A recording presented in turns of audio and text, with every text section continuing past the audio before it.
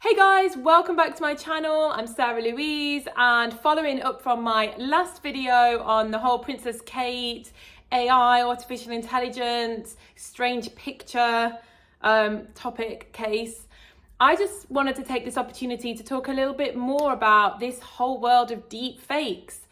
And deep fakes have become so good now. I actually saw a clip of one that a guy did in his bedroom. He didn't even need any specialist equipment, and it was virtually indistinguishable. Now, don't get me wrong, if you really studied with a fine-tooth comb, you could probably spot it.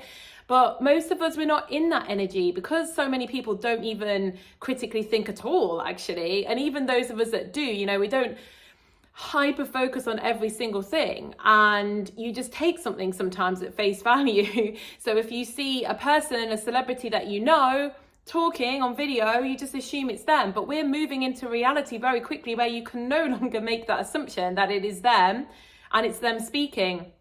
And this just changes a lot of things for us.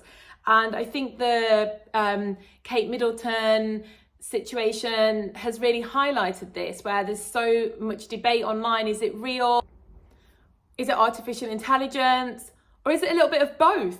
I mean, that's actually my personal belief, is that it's a little bit of both. I do definitely think there's something off in the recent video with the backdrop, but do I think it's completely fake? No, that's just my opinion though. And the point is, we don't know.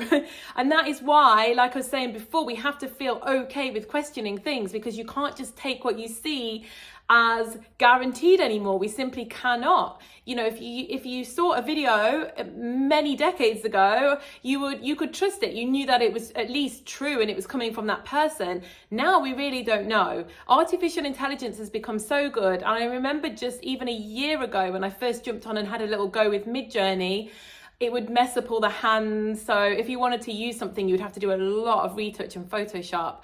But those days are gone. It's learning quickly and the hands are pretty good now. I feel I can still tell when something's artificial intelligence, but we are getting to that point where I think it's gonna start becoming less and less easy to spot one.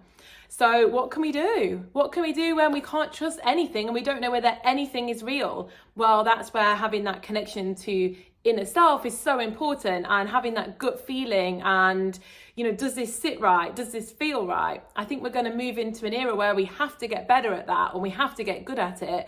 Otherwise, we're going to have no idea what's going on, because deep fake has become so good that at some point it's going to be indistinguishable from real life. So we're going to have to start using something else other than our eyes to decipher for us whether it is indeed real or it's not. And I do honestly believe it's that connectedness to our inner selves. And we're going to have to start getting better at it, and better at relying on it, and better at questioning things. And I think I said in my last video that people generally want to attack when you question things, and that's probably for two reasons. There probably is a higher agenda that sets it up in that way, so people can't question things without being ganged up on and attacked. And then there's also that kind of cognitive dissonance of when people don't want to acknowledge something because they're happy in their safe little bubble, and it's easier there than to actually acknowledge that something's not as it seems. I mean, I think we've all known that if we start healthy eating and people around you are saying, no, just eat the cake, why are you being so ridiculous, and why are you being a loser, just eat the piece of cake. And that's because it's a threat for them. If you get healthy, that means they have to realize that they could be healthy too, and they can't make excuses anymore, and they have to start doing some inner analysis as well. And I believe that's what generally holds a lot of people back. It's sort of that fear of change, that fear of not being able to just make excuses anymore and go with the flow.